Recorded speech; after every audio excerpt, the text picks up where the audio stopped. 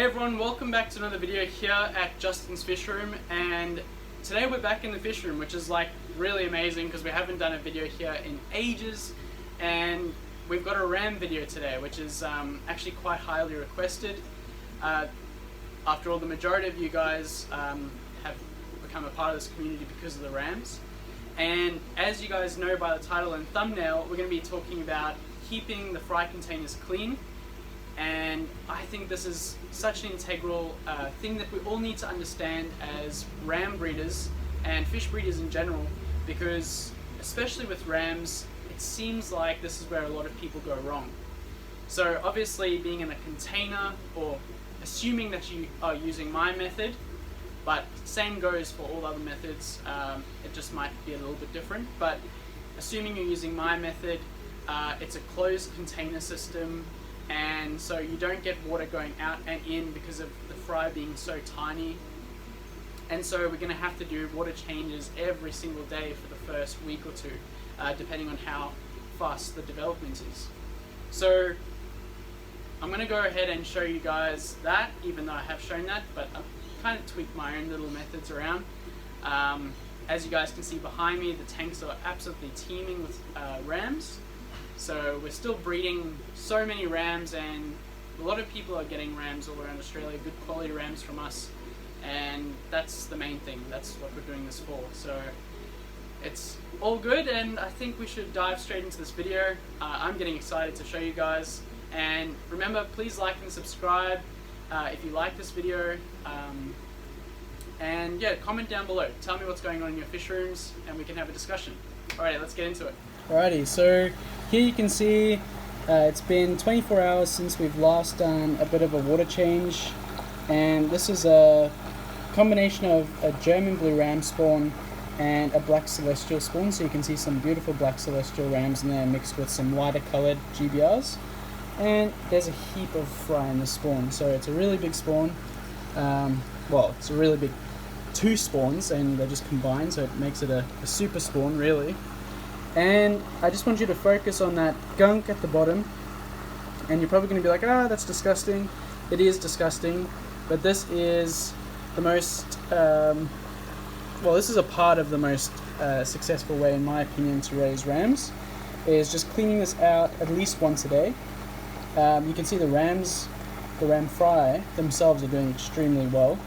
So this is a proven and good method, and we are going to be focusing on getting all those little particles and brine shrimp eggshells and dead brine shrimp out in the fastest and most convenient way for you as the keeper and breeder, taking into account that you've probably got a full-time job, or you're at school or something like that, and you don't have time to go and spend a lot of time doing 3 water changes or 1 big water change a day.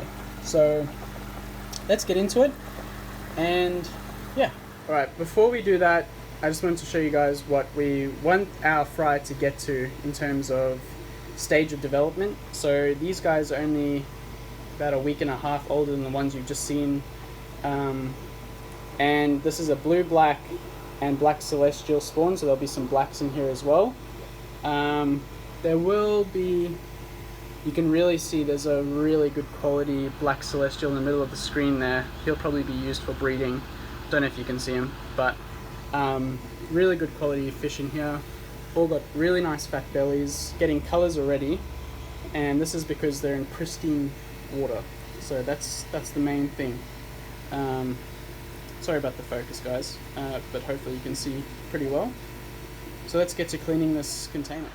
Alrighty guys, so I'm going to have to speak quite loud because it's storming so badly here at the moment, but I still need to clean this container, and that's what we do as fish keepers. Even through the biggest storm, we're going to have to keep on going, so let's just get through this. The next thing I need is a jug or a container of some sort. So as you guys know, I keep plants with my fry at all times, and just a side tip, if you're not keeping the plants with your fry, I highly recommend you do that, and it's the best thing ever because it converts all of the fish waste into innate or harmless plant material, which is like amazing. It's like kind of stuff, you know. So definitely try the plants out with your fry if you haven't had success, or if you've had success but it could be better. So I'm going to go ahead and get these plants out. Also remembering that you need some water in here for the fry that gets stuck to the plants. And yeah, besides that, let's get this done.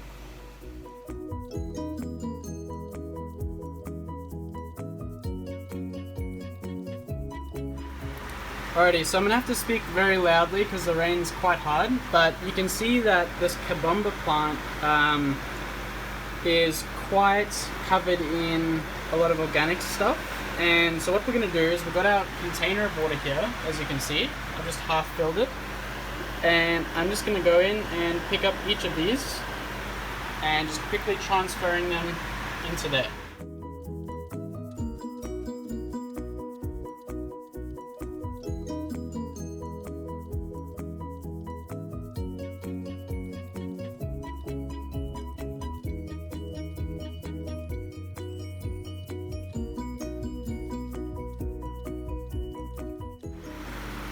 Alrighty, so as you can see, we have a lot of debris in the water now, and we have a lot of egg yolk, just I guess scum on the bottom. It's a bit yuck, but we're going to go ahead and get all these big chunks of dead leaves from the plants out, and then the bulk of that we're going to pipette out, and we're going to put it into a white container. I just use one of Mom's china bowls. Hope she's not watching this, but it's white enough so that I can actually see if there's any fry in there, and then I can just suck them out and put them back. So we'll go ahead and do that now.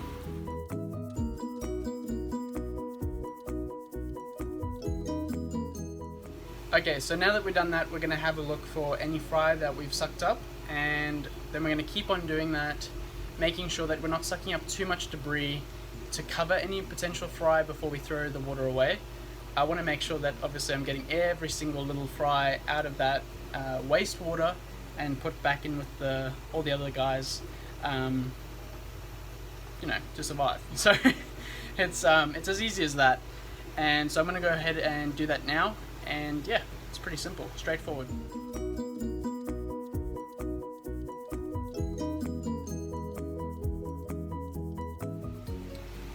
Alrighty, so that batch was pretty good, which is unusual because usually I'm quite clumsy and suck up a few fry, but I always make sure I put them back. So I'm going to show you what it would look like with the debris and the fry, just because sometimes it's just better to show you guys. And then how I obviously get them out. So if you guys haven't got like a pipette like this, it's really handy. I actually got this from a $2.80 store. It's basically a long, thin pipe attached to just a squeezy area where all the liquid goes into. It's really cool because it's got a little bit of a hook so that you can hook it on the side of tanks and things, but all DIY, very cheap, $2.80, you know. So yeah, I'm gonna go ahead and show you this just in case there was babies in here, or there were babies in here. I'll show you what I would do to get them out. Okay, so I'm gonna have to use 2 hands for this again. So you can see we have 1, 2, 3, 4 babies, 5 babies in here. And what I'm gonna do is just go ahead and get them up into a top corner where it's cleaner. And sometimes they swim out, so you might have to do it in a few tries. Sorry. And then, there we go. See how they swim out like that? I'm just going to grab them. And then I just put them in with the plants. This is going straight back into the fry container. Alrighty, so I know this seems like a bit of a tedious video, but it's important. Let me just reiterate that. Now that we've got the majority of the big chunks of organic stuff out, we're all good to start using a bit of flow to get these guys all into one little area so that we can suck them all up, put them into Mom's beautiful china bowl, and then do a full 100% water change. I'll show you guys how to scrub out the bowl very easily. And yeah, so there's a lot of fry, so this might take a very long time. you guys will probably be dealing with maybe like 300 max fry from one pair. So this will probably take half the time, if not shorter. So all I'm doing is I'm getting water from the community fish tank that's here. Like, I don't know if you can see it, but basically this is a container floating in the big 4-foot community fish tank aquarium where I keep my breeders. And I'm just creating a bit of flow. And as you can see, I don't know if you guys can see, but the fry is starting to accumulate on the floor in one big kind of congregation. So that's what we want. And right now I'm going to go get my bowl ready. And all I do is I just start sucking up very gently. And put all the babies in there, and as you can see, their natural behavior is to kind of swim together like that. So that's what we're utilizing to get these guys out without having to go and pick up every single one out of the water column. So you can see the natural behavior all swimming together like that. It's pretty neat actually. Very, very cool. And the goal now is just to keep on going without having to produce too much flow until this gets full. And because they congregate like that, we can just empty some out without any babies being washed out. And then we can just keep on going. Alright, so this is pretty much full now. So what I'm going to do is I can empty some of it out. So I'm just emptying some of it out, and see how they're congregating together. So we're really utilizing that. And now what I'm going to do is I'm going to take our plant container. Let's see if I can get that in view. Cool. And we're just going to pour these guys in. And there's always babies stuck to the side because they're so small. So we'll just get a little bit of water and just swish them in. And because they get stuck in the pipette because they're so small, just going to do that. And look, we have 3 of them. So you always got to do that step. So we'll put those in now, and I'll do that one more time just to make sure. And there's nothing there, so I'm pretty happy about that. But I'll still pour it in there. Cool. And then the process starts again. Alrighty, so that's all done now. So the final thing is I've taken the container out of the community tank. I'm going to do one last check over to make sure that I haven't missed a single fry in there. Then I'm going to tip this out into the wastewater bucket, and then we'll start cleaning it. Alright, so as you can see, we've just emptied out all the water. Fry are in here and in the plant container that we had. So we've got a lot of fry, that's good, and we've got all of this grimy stuff that's stuck to the bottom here, and sometimes we get a bit of algae, diatom algae build-up, and I've got a quick solution. Alright, so as you guys know, my tanks are all silica sand, and as you can see in my hand here, I've got some sand. I just always have a bucket of sand in my fish room, don't ask me why. I guess it's just for top-ups or something. If I do a water change, it actually sucks them up. But I'll just show you. So you just kind of sprinkle the sand around, and then this is very hard to do with just one hand, but you'll start to see all that diatom algae that otherwise would just be left there because it's quite hard to get off with your fingers. Comes off because of the abrasiveness or the abrasive. It's kind of like toothpaste. You know how toothpaste is abrasive and it cleans your teeth. It's the same sort of thing, and it doesn't scratch the container, which is really good. Just get a bit more sand in this corner here, and then you just give it a bit of a wipe, and then it comes clean. And some of this diatom algae is actually on the outside, so I'm going to do the same thing to the outside, just so you know I can have a look inside the tank, side on to these guys sometimes. But that looks good, and I'll just wash out the sand now. And yeah, cool. Alright, so just giving it a rinse, and you can see it's spotless. So now we're going to put these guys and the guys in the plant container into here with some fresh water from the aquarium. So you can see the aquarium's pumping out beautifully fresh water, and we'll put it all in here. I'm actually gonna take all the babies out of here without all that dirt as well, so I'll show you how I'll do that. Alrighty, so I don't know how blurry this is for you guys, but hopefully it's not too blurry. And again, we're going to be using those kind of gathering instincts when there's a flow to our advantage. So we just start slowly, and as you can see, they're already starting to do it. Let me see if I can get it to focus better. So you can see them starting together. Perfect. Now I've got my container here, and I'm just going to start gently sucking them up, and it saves so much time, guys. Like, I can't even explain to you how much time this saves me.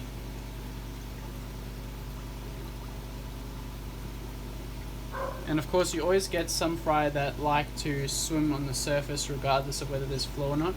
Those tend to be the black celestial rams because they're a little bit weaker at this stage compared to the blue rams. But because there's so few of them as opposed to the German blue rams, you can just go ahead and pick them all out just like that. So again, I don't know how much you guys are getting. I don't know if it's blurry or what, but I guess we'll see when I start editing the video. And I mean, you just keep on going, and you can see even the organic stuff, when it starts to slow down a little bit more, the organic stuff starts to accumulate in the middle. But when it's a higher flow, that's when the fry gather in the middle. So it's quite a neat thing to know about, especially if you're doing this multiple times a day, like I do. So the only reason why these guys, their container's so dirty is because I'm still feeding egg yolk at the moment, as well as BBS, because of the black celestial fry being a lot smaller, which is something I do recommend you guys do as well, just to ensure you have maximum survival of those fry. Because after all, we want everyone who's breeding rams to have a lot more success than what's currently out there, because a lot of people sometimes get caught up in too many complicated kind of things that people say, and really this is the most simplest thing to do in our hobby. Is just, I mean, the hardest part about it is just perseverance and keeping up to date with your water changes and making sure you keep an eye on everyone. But besides that, it's just simple, plain simple. It's like guppies. It's probably easier than guppies, I'd say, just once you know what to do. And that looks like it. So I'm going to go ahead and see if I can see any more in there, and I'm going to do the plants next. Alrighty, so this is what we're left with. So we have a little bit of debris in there, which is fine, but it's a lot cleaner than it was, and all the fry are back in here. So we're going to go ahead and fill it up with some water. So I'm going to grab some water from here. Doesn't matter if I get some duckweed or some more kabomba plant. And I'm just going to line it up about here actually. So about there, so that the container stays nice and firm in the tank. And yeah, so that's it, guys. That's pretty much it. It's very straightforward. If you guys have any questions about this at all, just, you know, send me a message or contact me via my other platforms, and I'll be happy to help out. Besides that, yeah, that's about it. Alrighty everyone, so not the most aesthetic video, but definitely one of the most important for all of us as breeders. We need to make sure that our water is pristine, and this is the best way to do it. So if I was wanting to be a little bit more pedantic about it, I would then do that whole process again, but I'm not going to do that today because I'm just buggered. Don't know about you guys. I can just imagine watching it would be quite hectic with such a big spawn, but anyways, so that's it, and I'm going to have to do the BBS video next video, which I'm also really keen for. I just realized that I've still got a heap of BBS that I just harvested 2 days ago in the fridge. So I'll show you how to refrigerate it and everything like that. So stay tuned for the next one, and don't forget to like and subscribe if you haven't done so already, and comment down below. Alright everyone, happy fish keeping, and I'll see you in the next one. Cheers!